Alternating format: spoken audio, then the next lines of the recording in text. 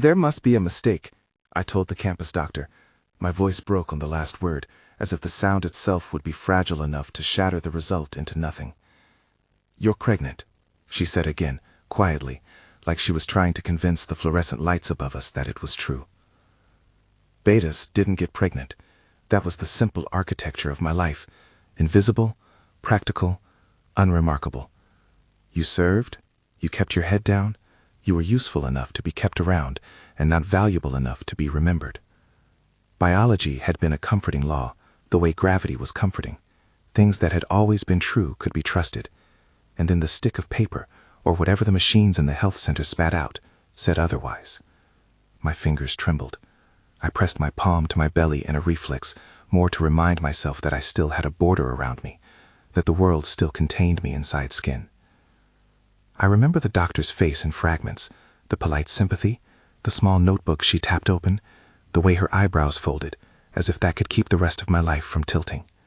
She kept calling it in-universe biology when I asked questions she couldn't answer, a phrase that felt like an attempt to keep me from calling my family, to keep me from calling anyone who might actually do something with this news. You need to sit down, she said, which felt absurd because I had been sitting on a hard plastic chair for 10 minutes and neither furniture nor statistics could make this smaller. Outside the clinical windows, Crestwood's elm trees were angry with autumn, leaves like coins rolled by wind. A young woman walked by with a stack of paperbacks clutched to her chest, humming to herself.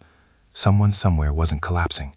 Someone somewhere was still being the person they'd been yesterday. I had been that person, a beta who knew how to make himself small enough to fit in the corners. I had been a good roommate who kept the dishes, a willing extra at frat parties who fetched drink orders and laughed when Scott said something cruel and expected me to patch it over. Tonight, the world had already rearranged itself. I thought of Ramon then, of quiet mornings and his hoodie with the sleeves frayed at the cuff, the way he always boiled water twice before making tea because the first round of heat wasn't clean enough for the leaves. I thought of the night he'd come back to the dorm after storming out of that group study and how he'd sat on opposite sides of the kitchen table, two strangers breathing the same air. It felt obscene, absurd, to let my mind wander to him now. He had been so careful, so unreadable, like a book whose spine someone had glued shut. On the walk back to the dorm, I tried not to imagine his face. It's a useless thing to try. Faces have a way of filling the little empty rooms of your head. The whole universe became a series of small betrayals. The way the air tasted, the knot in my stomach that didn't need explanation, the way my hand felt a new outline where nothing had before. I thought about how I had ended up in Scott's orbit in the first place. He liked to take what was soft and make it louder, my silence, my extra shift cleaning the frat kitchen after his parties, the way he used my loyalty for cheap amusement. I had thought once that keeping my head down would be enough to keep me safe. It wasn't a strategy for surviving affection. It was the only map I'd ever been given. When I let myself remember that first night with Ramon, the memory came like a whisper. He had knocked, not loudly, just the gentle 2 taps of someone who didn't demand entrance. I hadn't wanted company, and yet when he let himself in, carrying a box of black tea and a gaze like a closed door, it was easier to be seen by him than by the crowd that felt like a constant background hum. He had made tea the way my mother had never taught me, deliberate, unhurried, measuring water with his thumb, listening to the kettle the way someone listens to a heart. He placed a bowl of sliced oranges on the counter like an offering, and then sat back on his heels across from me, hands folded like he was trying not to touch anything that wasn't his to touch. He smelled like rain and something faintly metallic, an undernote I felt before I recognized it as his scent. He'd said nothing romantic that night. He'd said instead small practical things, a map of campus bus routes, a suggestion about getting my laundry done before finals, a comment about my hoodie belonging to someone else. He was precise with words, like a man who had practiced silence until his language was polished and lean. When he finally looked at me, it was with that same quiet attention, and for a maddening 2 seconds I mistook deliberation for invitation. I had never been the kind of boy people fought over. Outside Scott's orbit, I was an afterthought. Ramon watched me in a way that put corners of myself on display I didn't know were there. He said nothing that night to promise me anything, but I had wanted, like a thirsty man documented all his thirst in the way he held his cup, to be seen. We slept after that, not much else. A pressed togetherness of bodies that was less choreography than a mutual emergency. It didn't occur to me then that anything could come from it but breath and heat and the small human truth of being held. Back in my dorm room, the test sat like a small, absurd trophy on my desk. The PCAX clinic forms folded into a corner, a chair scraped back, the room smelling oddly of toner and the faint remains of ramen someone had left in the sink. I wanted to throw the test away, tear the whole night into confetti, and send it down the trash chute. Instead, I called Ramon. He answered on the second ring. "Are you okay?" he asked. That was the first thing he said. Not, "Where are you?" or "What's wrong?" but the simple, dangerous question that assumed I was anything other than a problem. His voice had that level, that evenness I had come to rely on, and also distrust. It was like watching a glass someone polished until it reflected your own face back at you, unsettling because you could not comprehend the person who had made you feel that way. "I'm supposed to be a beta," I said. The words were ridiculous, even out loud, but I wanted him to know the context of my panic. "They took a test. It said, 'You are pregnant,'" he finished calmly. His breath caught on the word the way it always did when he was trying to decide whether to be clinical or kind. He had been in a library the first time I'd seen him smaller than his usual composure. It was rare, and I had felt guilty for seeing him then. "I know," he said. I stared at my phone until the light imprinted on my face. "You knew?" He didn't laugh. He never laughed. "I have been watching you," he said quietly. "Not like they think watching, like cataloging, like a record." He spoke like a scientist laying out data. I did it on purpose. The world condensed, then cracked. I must have made a sound because he asked, "Are you alone?" I couldn't answer that because I was not alone. The answer was 100 wills of campus life that had been pushing me toward this reveal for weeks. Around us, the university year unfurled, finals, late-night pizza, boys who thought loyalty meant having the safety of my small body to play with. Scott's messages flashed in my mind, a string of jokes that weren't funny anymore, a picture taken from my back at a party with a beer poured on my jacket for fun. He'd been watching the ways I made myself useful, and he had always appreciated the commodity of it. The idea that someone else, my roommate, had moved through those same margins with an intention that went beyond companionship felt like a betrayal that penetrated bone. "What do you mean you did it on purpose?" I asked. My voice had a treble to it, like a musical instrument I didn't know how to steady. He swallowed. "I didn't force you," he said, "but yes, I engineered it." Words like engineered and knew should have sounded like the confession of a villain in a cheap movie. Instead, they were mechanical and cold, the kinds of words that made my stomach drop into a shape I couldn't pull out. Engineered.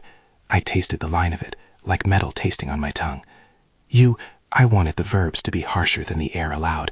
"You manipulated me." His silence answered before his voice did. He was not going to try to soften what he'd done into care. He said instead, "There's a type of alpha, Carter.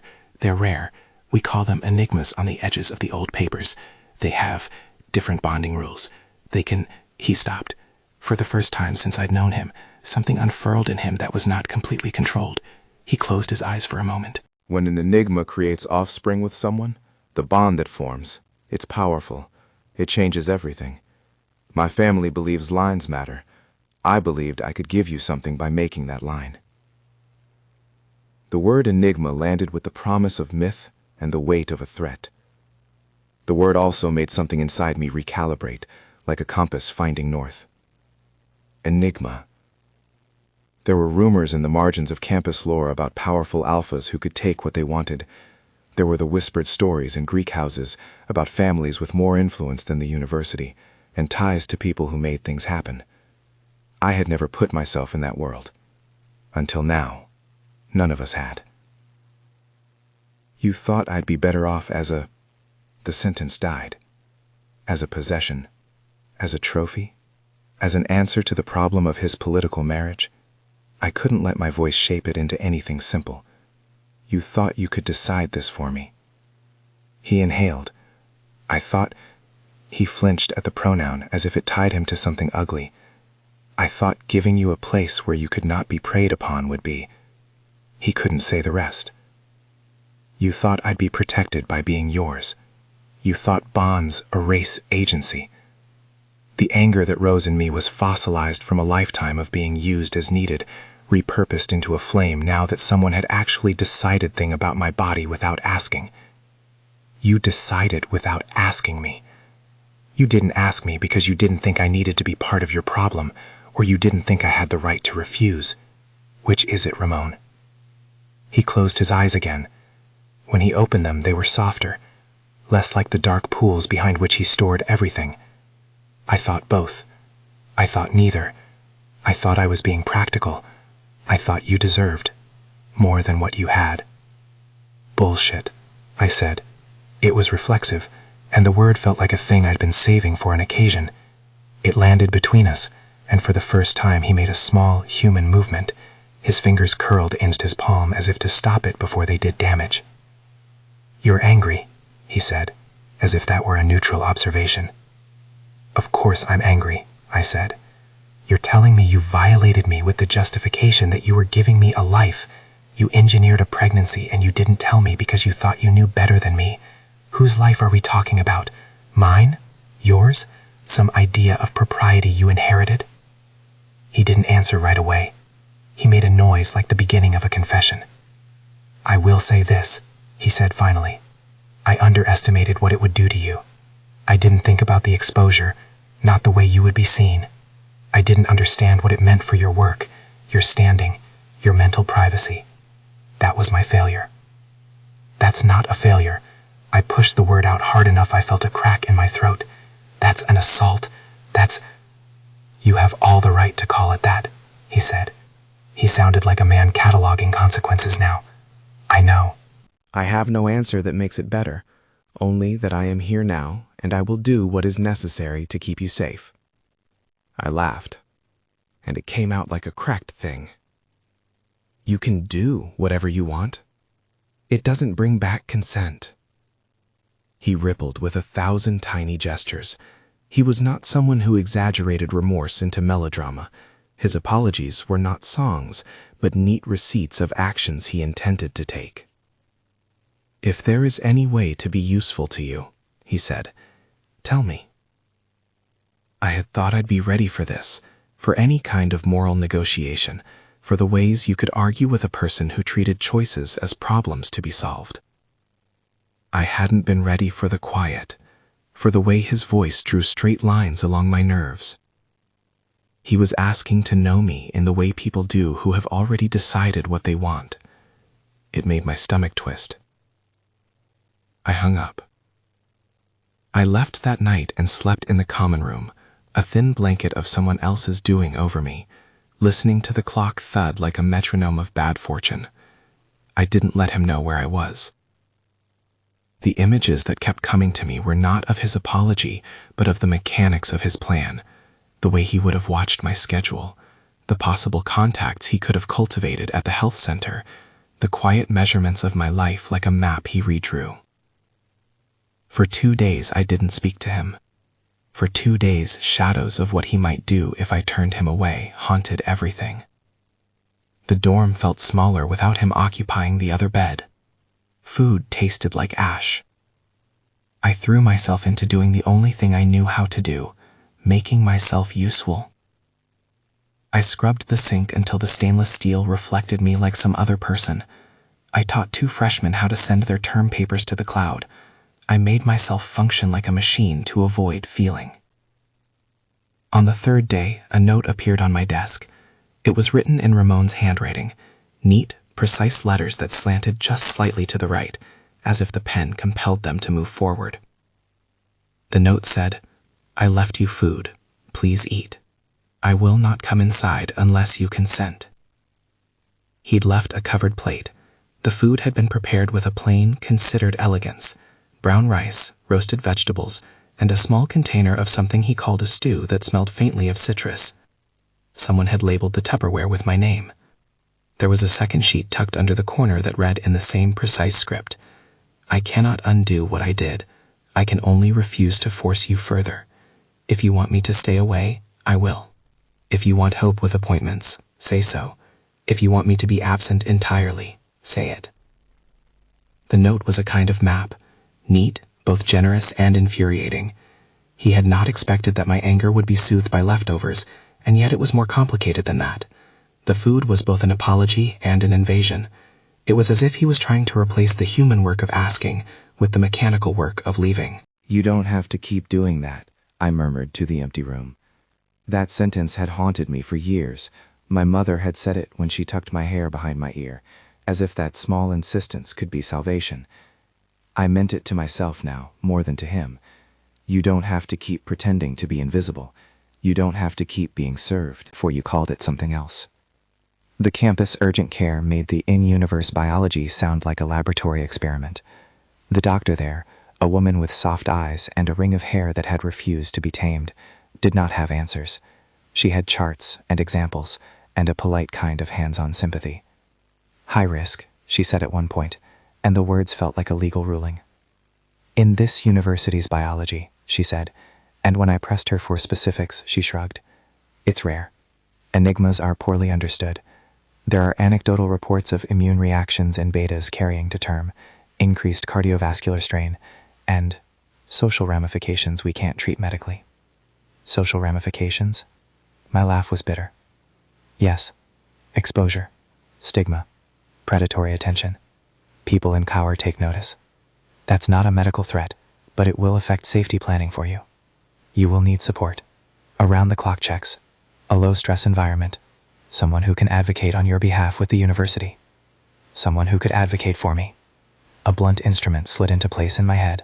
Somewhere, a hand had already been chosen to lift the phone. "Do you have anyone who can be that?"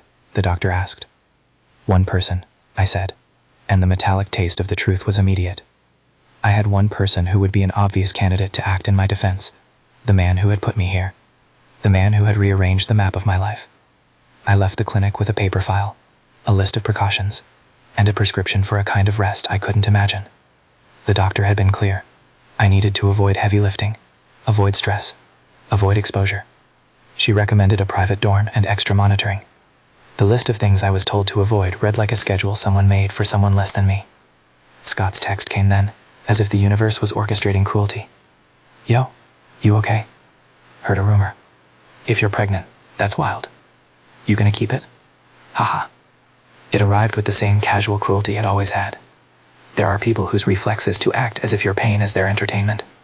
Scott had built a small throne of capital out of people's discomforts. I didn't answer him. I couldn't answer him. Ramon waited around the corner. He had not told his family.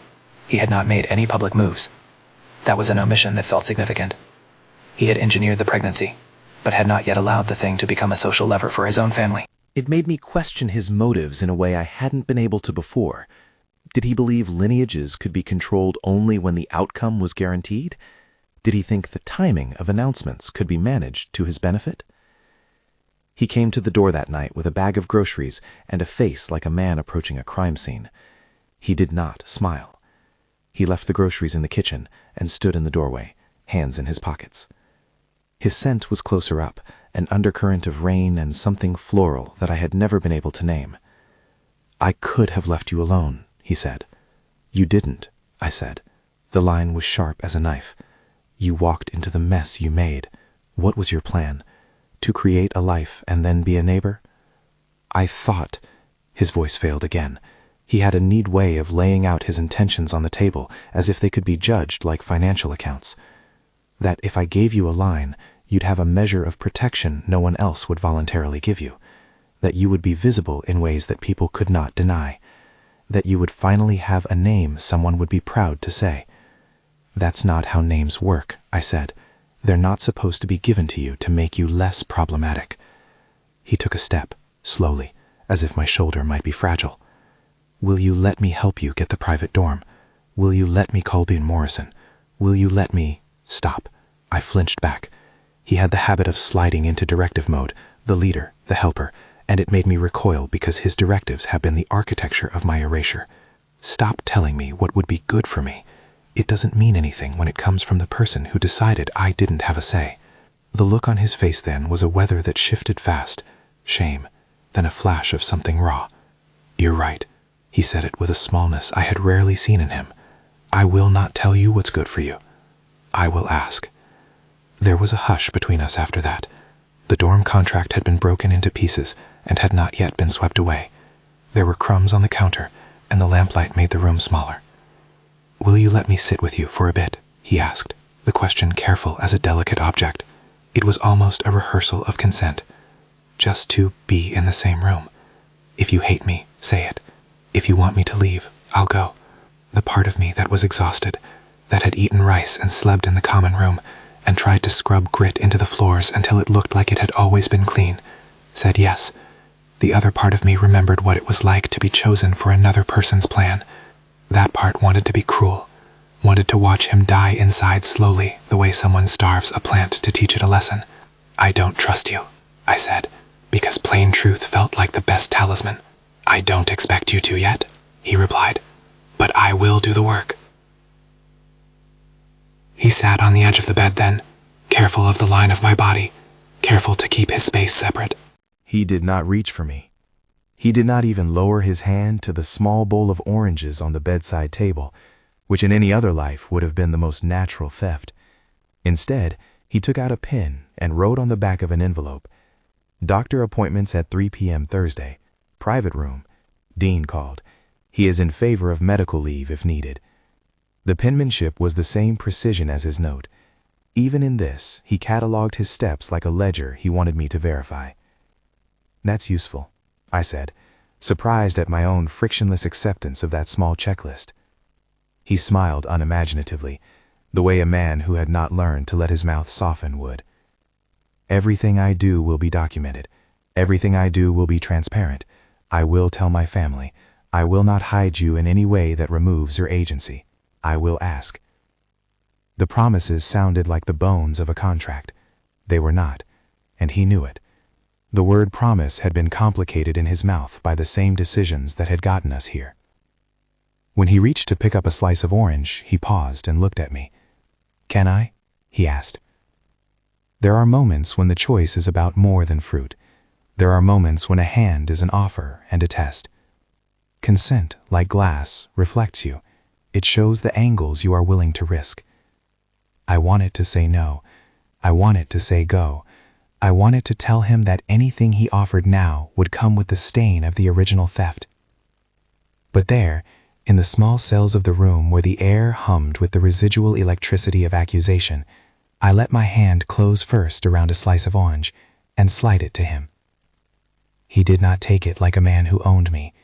He took it as if he were accepting a truce. That night he stayed in the common room, 2 rooms away, and I lay awake listening to him breathe like someone learning the cadence of remorse. It was not enough. I knew then that it would never be enough. Nothing could undo the fact that my body had been chosen by someone who considered me the means to an end. The fact sat in my chest like something heavy and cold. The week that followed became a series of small negotiations. Dean Morrison called, officious, mild, the kind of man who tried to be fair because fairness could be counted on a spreadsheet. He asked for a meeting, suggested options, private housing, temporary academic leave, discreet PR handling if any news leaked. The dean's language assumed that I would want to control the narrative. He asked if I wanted the university to handle it quietly or to stand with you publicly. The rows of knobs he offered were baffling, stand with you publicly being a phrase designed more for headlines than buys. I felt like someone being recategorized. Each offer was a shingle nailed into my life. The problem with being chosen is not just the choice itself, but the way institutions try to smooth the consequences into something administratively tidy. I found myself pushing back, insisting that whatever they did should be done in ways that preserved my autonomy. When I said that, Dean Morrison sounded surprised, as if he had assumed someone else had already decided for me. "You're speaking like you have agency," he said. It came out as both praise and caution. "I have less than you think," I answered, "but I have some. Please don't make decisions for me." He promised that he would not. He said that he would offer resources. He said he'd call me back in a day. The phone line clicked. The machine sounded efficient, which felt very much like the wrong response to a universe where someone had rewritten the rules of reproductive biology and social status. Messages piled up from social angles I had not considered, DMs from people I had never met, an anonymous Twitter thread speculating about the mystery beta pregnancy at Crestwood, and, sharp as a blade, the sudden persistence of people who had once treated me as disposable, now eager to be associated. It was like a switch had been pressed where previously I had been nothing, now there were hands reaching. That social pressure, I realized, was the real risk, not the biology, though the doctor had warned me in grave tones, not the physical strain alone. The risk that made me feel sick was the way people might rewrite my past to suit their present needs. The rumor mill turned the moment into something more manageable for others than for me. Ramon sat with me while forms were filled out, and people tried awkwardly to be polite. He made calls with the blunt efficiency of someone used to doors opening when he asked. There was something repulsive about how the university smiled wider when he added his name to the list of contacts. A man like him, from a family like the Castians, had the power to tilt the campus's attention. He had used that power once already in a way that stole my agency. Now he was using the same hand to hold me up. I hated the way that felt. There was a night when my phone buzzed with Scott's name in red. My chest tightened. He had sent a single message packed with performative concern. "We should talk. You don't want to mess up. Call me." Ramon saw the way I went white and, without asking, reached for the phone and slid it into a drawer. He kept his hands on my device, but not on me. He asked if I wanted him to call Scott, to tell him to stay away. I said no. I wanted to be able to say no to the people who had once decided for me. I wanted to be able to deny them the satisfaction of being the ones to usher me into my own life. "We have to plan," he said instead. "If they come, they will come with witnesses. They will bring cameras. We need to think about safety, contingency." "You're not going to tell your family yet?" I asked, suspiciously. "Is that because you want people to see that you can be the savior you imagine yourself to be?" He said nothing. He had a way of thinking in measures and motives, and I had learned by then that his silences were sometimes clearer than his explanations. Finally, he said, "I will tell them when the time is right. I will tell them in a way that doesn't make you a pawn. I will tell them in a way that respects you." I imagined his family, the Castians. I had heard stories of dinners where votes were cast like social favors. I had seen the kind of people who could make Dean Morrison pick up his head and change his tone. The people he could call would move the university in ways that felt like insurance. That thought, in a small corner of my heart, made sense. The other corner was a cavern that was still aglow with betrayal. On the 8th night, I woke up choking. My chest felt tight. The room swam. Panic was a thing I had thought I had grown out of, a childish reaction to having to speak first in class. But this was physical, sharp and immediate. I stumbled to the common room, where Ramon was folding laundry with a pair of socks on his knee. He looked up and I slumped into the couch like a person who had run out of options. He moved as if there was nothing in the world more important than staying within reach. "You don't have to keep doing that," he said, the phrase that kept appearing around us, like a refrain. It had started as something I'd said to myself, and now it was coming back to me from him. The words made something complicated inside me, comfort and annoyance braided into one. "What?" I managed. "Breathing like that," he said softly. "We can call someone. I'll call the urgent care if you want, or I can just sit with you." The panic subsided into a tremble. I hated that he had the power to steady me, and also that he had been the origin of the crisis. "Sit with me," I said finally, because I was exhausted and I wanted someone to share the atmosphere with who wouldn't judge the way my heart decided to decide. He sat down slowly, asked if I wanted him to hold my hand, and then asked if he could hold my hand. The difference mattered. "May I?" he said. There was a small, ridiculous etiquette to consent that felt like something from another life, but it also felt like the first time he'd ever asked me anything that wasn't a presumption.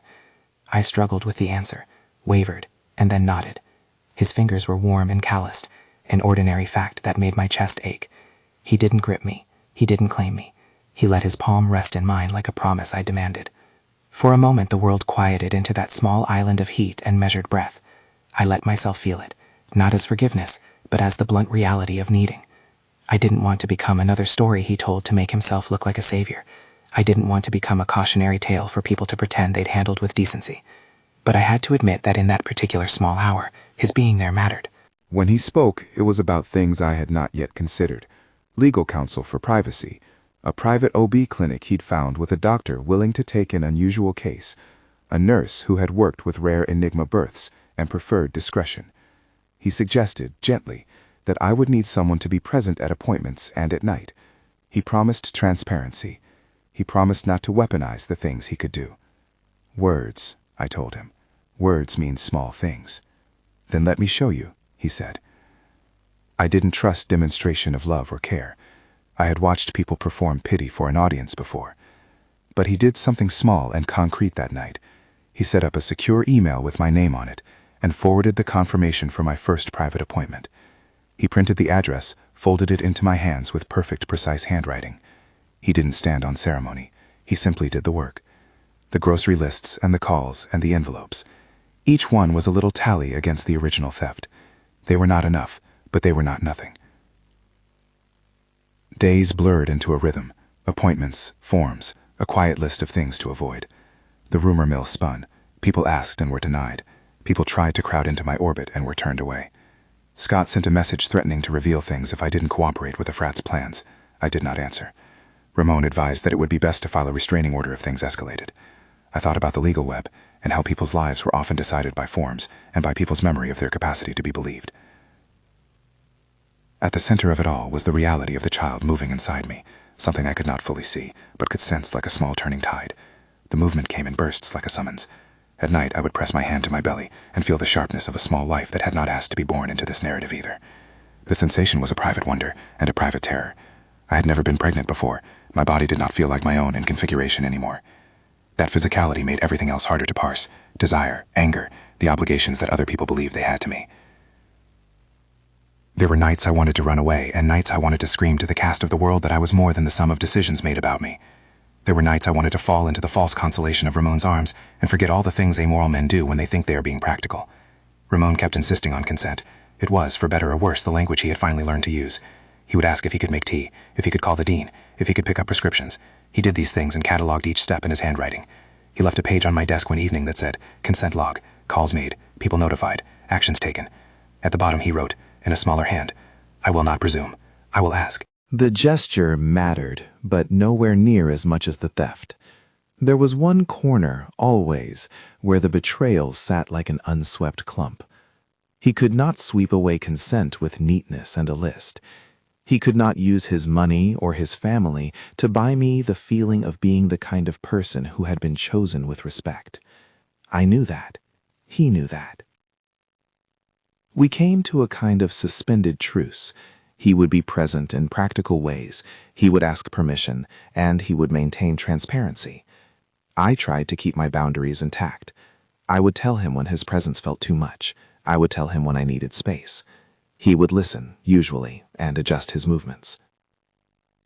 Still, there were rumors. There were nights when someone took a photo from across the quad and posted it with a caption about the Alpha's baby. The university did what universities do best. It issued statements about privacy and protection and did very little else. Social media fed on scandal the way a hive feeds on honey. And then, as if to underline how quickly things can spiral, Scott showed up at the edge of the quad during a warm weather rally. He had a small crowd behind him, including the usual crew, Dev and Hannah, faces I knew from the edges of my life. He looked like a man who had been made into a jester by his own arrogance, wrapped in the idea that he could be the arbiter of other people's narratives. I felt my pulse contrapoint to a drum of fear. The air in my throat tightened the way it did before panic gripped me. The world narrowed to the shape of faces and the sound of chanting and the softness of someone's hoodie under my hand. I understood then, in a way I hadn't been allowed to before, that this pregnancy had made me visible in ways that others could see as an opportunity. People would reach and try to turn my life into a prop. Ramon's presence was like a thud in my vision, not because he was large physically, but because when he stepped forward, several pairs of heads turned like a flock sensing a predator. His scent moved through the crowd like a tide, subtle, metallic, and then a bloom that left people breathing different air. It produced a ripple. I watched people around us triangularly arrange themselves as if some force had made them recalibrate. Scott spotted him and smirked. Oh, hi, so this is the mystery Alpha, aren't you clever? Ramon's face remained impassive. I felt something ancient click in my throat, something about the balance of power and who could claim what. He did not move to shield me immediately. He didn't need to. The wave rolled out before his feet, and the people who had been chattering a beat before found themselves stilled. He came for me after that, not with words, but with a certainty that was a kind of violence.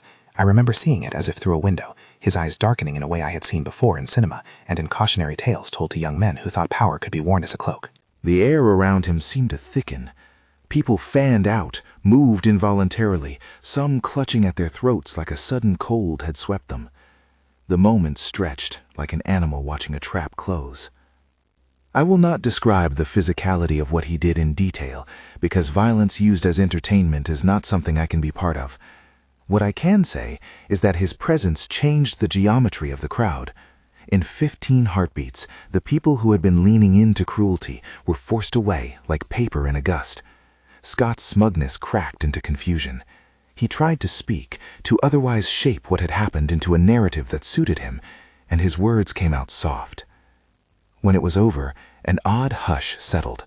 People stared at the spot Ramon had occupied, as if they had seen something the world had not meant for them to see. Phones had gone up, but the footage would be murky, distorted. Phones had gone up, but the footage would be murky, distorted, by the way the air itself seemed to refuse to record what had happened. People told different versions later. Some said Ramon had shoved through a ring of bodies, and every head turned away. Some said a wave of sickness had rolled through the crowd like a tide. What I remember is the sound, a lived-in silence after the storm, like the campus had exhaled and held its breath at once. I remember Scott's face getting smaller, anger folding into something like calculation. I remember my own heart doing that absurd thing it had always done, counting out how safe I felt in beats. If this is the kind of story that catches at you, subscribe. There are worse things than following someone else's slow, messy life. After the sting of the moment rolled out, there were consequences as practical as a ledger. The university moved with a measured efficiency that felt obscene. Emails, embargoed statements, a security team that wanted to ask me questions about my safety, as if they could box a person in by checking a box on a clipboard. Dean Morrison's office called immediately. He did not meet me on the quad. He asked me to come to his office, where carpeting and tall windows smoothed crises into policy memos. Security concerns, the dean said, and then softer, "We will protect you, Carter." There are people who can say protect and mean it in ways that rearrange your life. Ramon was one of those people, not because he had the words, but because he had the leverage. The Castians were not a footnote in university life. They were a weight. When his name hit the dean's calendar, the tone changed. The dean sat straighter, the corners of his sentences rounding into something like deference. It made bile rise in my throat. "You did not call them," I said to Ramon when we walked back to the dorm, the campus turning its head but not its gaze. "Why wait until after a fight?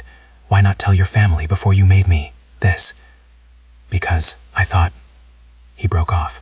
The way he tried to finish sentences had become a ritual of small crucibles. He had told me, the night of the test, that he had not understood social fallout. That was true in one sense. He had not seen that people would angle for proximity, for leverage, for a piece of a story that might raise them.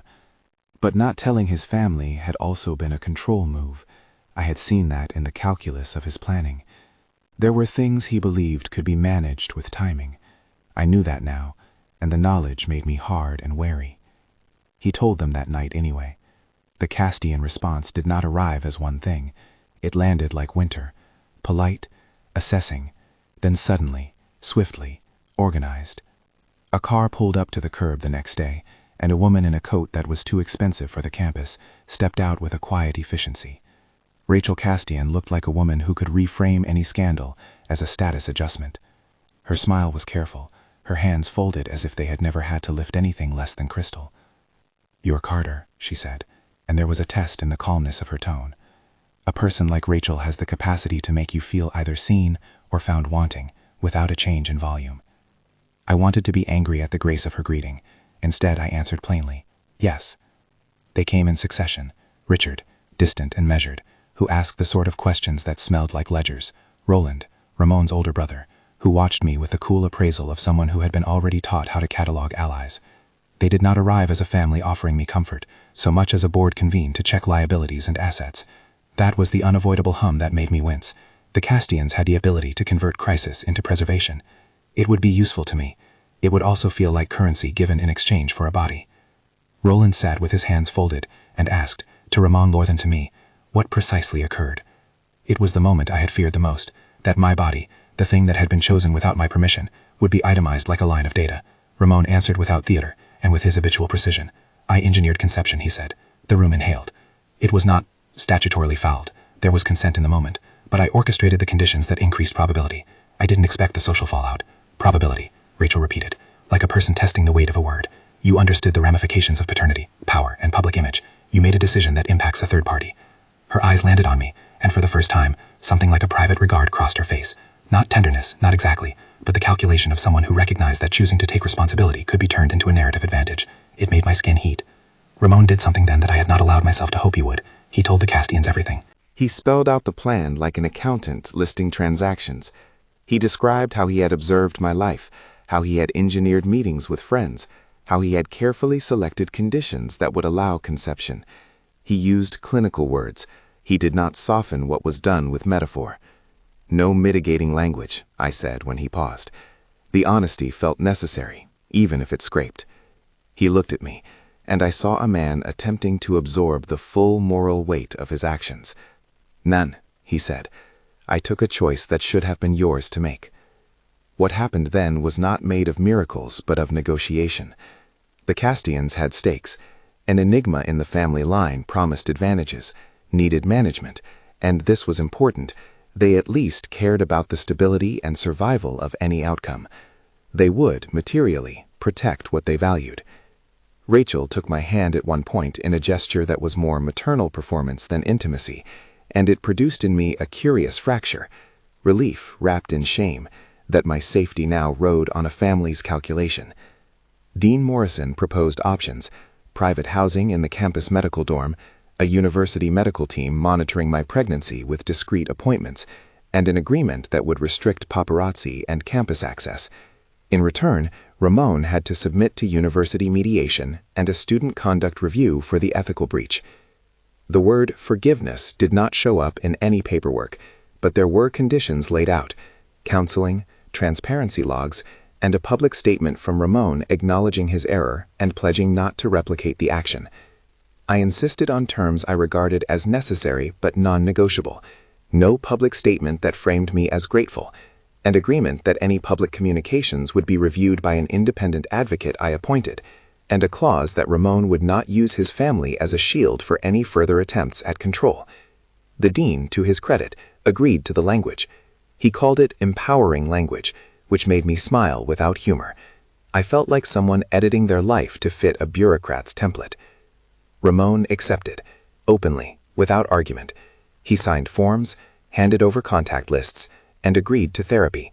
He agreed to have the Castian family pay for additional counseling I might need. He did something that mattered. He named the harm in front of people whose voices held weight. There were consequences. Consequences for him looked like public record and constraints. For me, they looked like increased privacy and protection. For both, they looked like a long road ahead with no clean resolutions. The weeks that followed were a collage of hospital halls, quiet meals, and the harsh illumination of being visible. Ramon took his role seriously in ways that sometimes soothed and sometimes cut. He cooked with a precision I had come to link with his apologies: rice boiled with a slant of citrus, soups that tasted like people tending to a wound with warm hands. His handwriting appeared on every schedule like a little treaty: prenatal appointments, legal consultations, emergency contacts. The pen strokes were still exact, the slant forward, as if telling the world to move in orderly fashion. "You don't have to keep doing that," I told him once late at night, watching him fill out forms with the kind of concentration that had once made me feel both safe and violated. The phrase was a relic between us. It had originally been my own defense against being small. Now it landed between us as both plea and instruction. He breathed. "I know," he said, and for once he did not try to justify what he'd done. "But I will keep doing whatever you ask of me." It was a strange bargain, the man who had taken my agency now offering to undo his own domination by surrendering power into my hands. It did not erase the initial theft. It did something else. It created a scaffolding on which trust might be rebuilt, however haltingly. Scott tried to make trouble. He messaged through channels, tried to engage campus reporters he knew from drunken nights, arranged an informal protest of sorts at the Quad, where people still believed they had the right to turn private lives into spectacle. He was good at rallying small cruelties into public performances. But after the Quad incident, the campus had shifted. People watched their words. There was a cautiousness in the air. When Scott and his crew turned up at the student union to confront me, the bravado of a man trying to reclaim a narrative he had once owned, security and a clearly arranged line of Castian-associated staff arrived before him. It was humiliating and then, more terrifyingly, emboldening. Scott moved too close, reached out, and I realized with a cold clarity that men like him only respected resistance and the firm refusal to be subsumed. I did something I had not done in years. I told him, plainly, in front of people, "Leave." He paused, the world narrowing into the low, dangerous music I had learned to recognize. Ramon didn't move to strike him. He didn't need to. A ripple of something, scent, present. People near Scott suddenly clutched their chests as if the air had become heavy. He stepped back. Someone filmed. The clip leaked in fragments, blurry and sensationalized, but people saw the look on Scott's face. Confusion, then anger, then the fragile negotiation of a man whose power had been questioned. Scott paid a price in privileges and in social capital. The fraternity disciplined him. The university initiated a conduct inquiry. There were meetings that felt like dry thunder. I don't take pleasure in seeing people lose face. The idea is messy and imperfect, but watching the man who had made an industry out of my smallness have to make small apologies while I kept my dignity felt like a reclamation. At home, the hardest work was private. There were counseling sessions. Some dropped at my insistence. Others Ramon insisted we attend together. I did not go because I wanted a safe space to forgive. I went because I was figuring out if the man who had violated me could change into someone who chose not to manipulate again. He showed up to those sessions with lists and notes, and sometimes the clinical atmosphere made him softer because structure was his native element. He would leave me small checklists after sessions, things you said you needed, things I will stop doing, followed by things I will start doing. They were hesitant and infused with the very language of reparations. There were nights when I would wake and find him sitting at the kitchen table with a pen and paper, eyes tired. He'd been doing the work outside of grand statements. He had begun to write his own history, as if he could correct it by slow, repeated acts of transparency. I found his handwriting, precise, unadorned, tucked under the plate of food he'd left. Consent log. You said you wanted no calls from certain people. I canceled them. You said you wanted only the doctor to contact the dean. Done. Reading those lines made me both grateful and furious. Gratitude felt like a debt I did not owe him. The pregnancy unfolded in increments. First the nausea that made my world tilt, then the small knocks that became undeniable presences, the nighttime hyper-awareness of another body nesting within mine. The in-universe biology gave us odd parameters, sporadic blood pressure fluctuations, an unusual mood patterning that doctors labeled as beta sensitivity to enigma gestation, in tentative, terrified tones. They told us to plan for the worst, and so we did. We learned emergency routes to the hospital, practiced breathing exercises between therapy sessions, and wrote plans that read like liturgies against disaster. Ramon was present in the ways he'd promised, in appointments, speaking to specialists in that quiet voice of his that could make doctors reconsider their assumptions. He asked me over and over, "Do you want me there? May I be in the room?" He learned to ask the small questions in the large moments. The difference was not the presence itself, but the permission. He had learned, painfully, that wanting to be present and being allowed to be present are not the same thing. There were nights when I screamed at him with the kind of rawness that felt physical, and he took that in with a stoicism that didn't pretend to offer absolution. "I deserve this," he would say when I demanded an apology that would erase the past. "I deserve whatever you give me. I don't deserve forgiveness by default." And so he earned, not begged, small things. He went to meetings with the dean and allowed me to sit as the decision-maker. He refused to hide me behind his family's wealth. He handed his phone to the independent advocate we'd agreed on and let them vet statements. He took his university sanctions without a public temper tantrum. He went to therapy and then arranged family therapy where Rachel would sit and listen, not to argue, but to understand the cost their choices had inflicted on another person. A turn came with the Castellian family that surprised me in a way I had not thought possible. Their acceptance was not sentimental, it was pragmatic and then, somehow, human. Rachel, who had first arrived like winter, began to visit with a bowl, always the bowl, a motif that had threaded the months. She'd leave fruit by the door, soup in a thermos labeled with my name in neat script, and notes in a handwriting softer than Ramon's, but with the same forward slant. "You're not a problem to be solved," she told me once, when we sat in the drawing room of the Castellian house. The room smelled of citrus and old money. "You are a person. We can be useful to you." That word, useful, should have bitten. Instead, it tasted like something that might be willing to do the right work. Roland, during one of the longer dinners they staged with the dean present and lawyers at hand, said, "We will fund medical costs. We will hire security. We will provide resources because it's in our interest to protect what we are tied to, but also because it's right." They did not do it to buy silence. They did it to protect the line they now claimed had been created, and in the process, to protect me from being prey again. The exchange was pragmatic and messy. I accepted their help on the grounds I had set. Money could not buy back consent, but it could, if used properly, buy space to survive. The months moved forward. People stopped whispering with quite the ferocity they had once directed at me. Some staff, emboldened by the Castellians and the dean, started to treat me like a person with agency, rather than a curiosity. I also found a strange platform in it. There were students who listened when I spoke about consent, and about the way people's lives are often rearranged for others' convenience. There were people who had been invisible, like me, and saw in my visibility a chance to claim something different. And then the night came suddenly, with the kind of abruptness that makes you think time is a lie. I woke to pain like struck wire. It started in the wrong place and spread, a contraction that made me gasp and then gurgle. The room filled with light, and I called Ramon's name like someone throwing a lifeline. He was there before the phone connected, pulling his shirt on with the ordinary speed of someone who had practiced being ready for emergencies. His eyes were wide and blacked out at the edges in that way they'd sometimes do when his enigma presence rippled, an almost physical duskiness that had once frightened me because I didn't understand if I was witnessing protection or possession. "Call Dr. Malik," I managed between waves. The world narrowed. He did. He asked me what the pain felt like, and then, in that measured way of his, ordered us to go. The hospital smelled of disinfectant and fluorescent light. The staff moved like choreography. They fitted me to machines with a professional tenderness. The monitors beeped, and the doctors said the kind of things that made me both furious and grateful. "We anticipate complications. We will prepare for possible hemorrhage." Phrases that had the authority of people accustomed to making first choices for other people's bodies.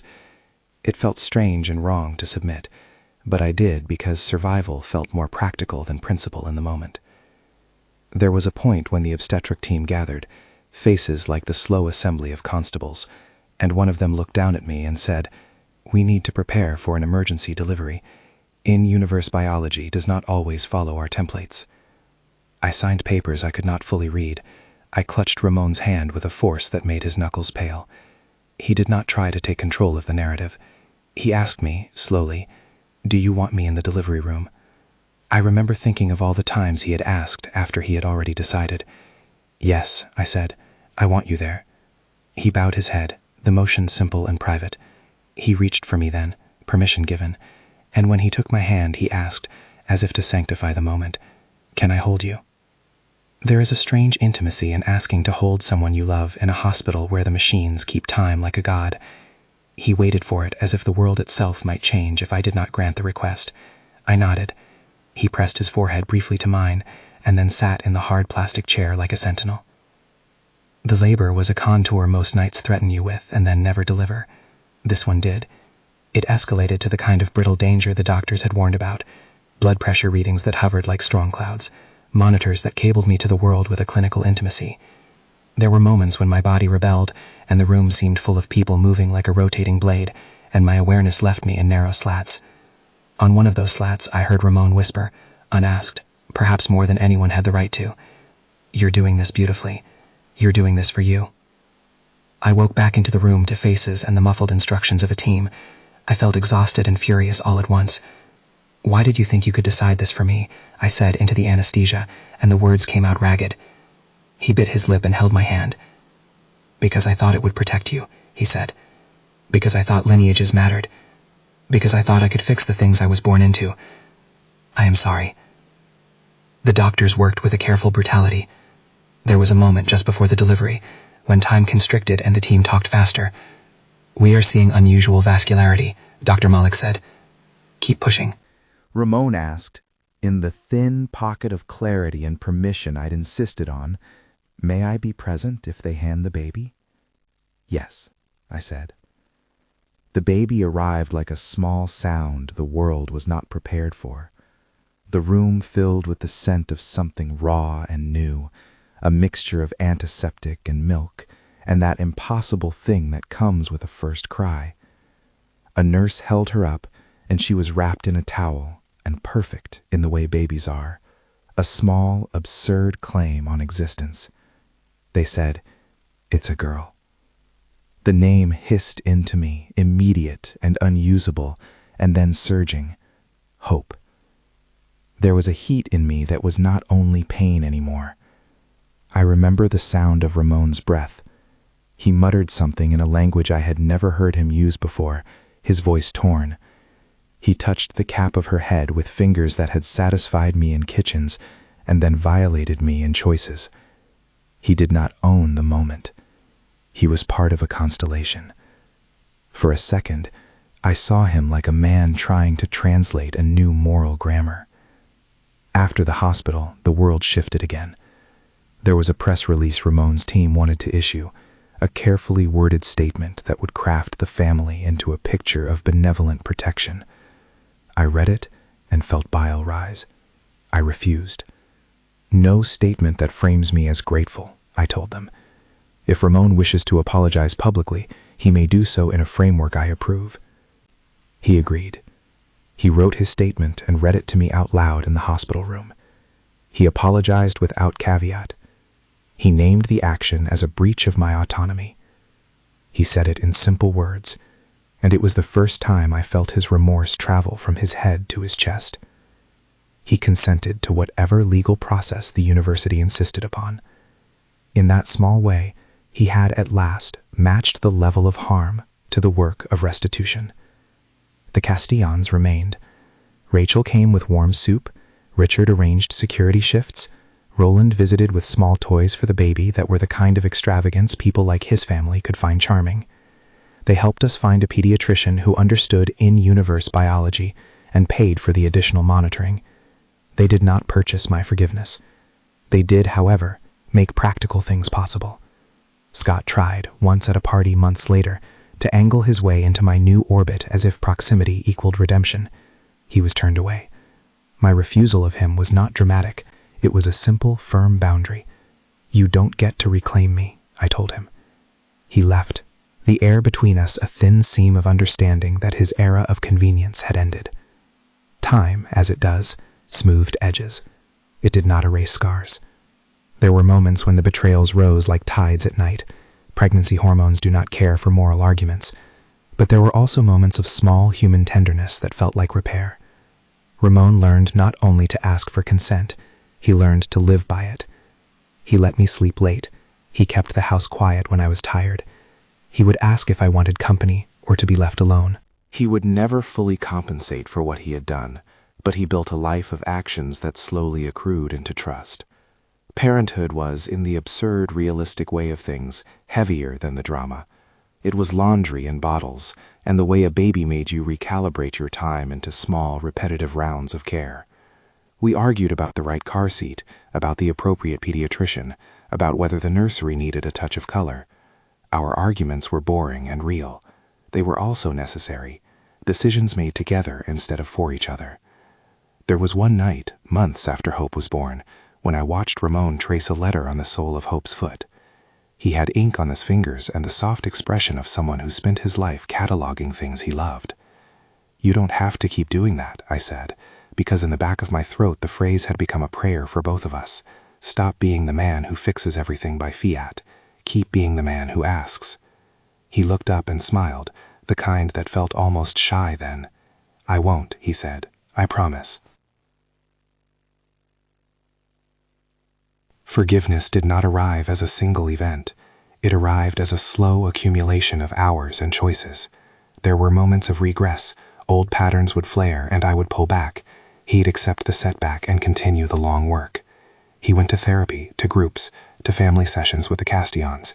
He made restitution not with money alone, but with public admissions of wrongdoing and tangible labor, funding for campus consent education programs, grants for people like me who had been made invisible. By the time Hope was 5 months old, I had a rhythm I had not thought possible. She laughed, a sound that jolted and softened like a bell. She slept with her head tucked under my chin, and I would sometimes look at Ramon and see him like a man remade, not new, but altered by consequence into something more careful. There were times when I still wanted to lash out, to take back months where my body had been a field of operations. I did not become a different person overnight. I became, slowly, someone who could allow small things to be true. We had to carve a life in the public sphere too. The Castellans wanted an announcement some weeks after the birth, controlled, intentional, the kind of family portrait that reframed narratives into legacies. I insisted on a statement that named me as an agent. They accepted. It was an uncomfortable truce. But when the piece ran, it ran with a headline that honored the truth. A man who had been wronged, and a man who had made reparations were raising a child together. Opinions churned. People still judged. Some praised the Castellans' largesse. Some denounced the notion of power reconditioning consent. That was the world.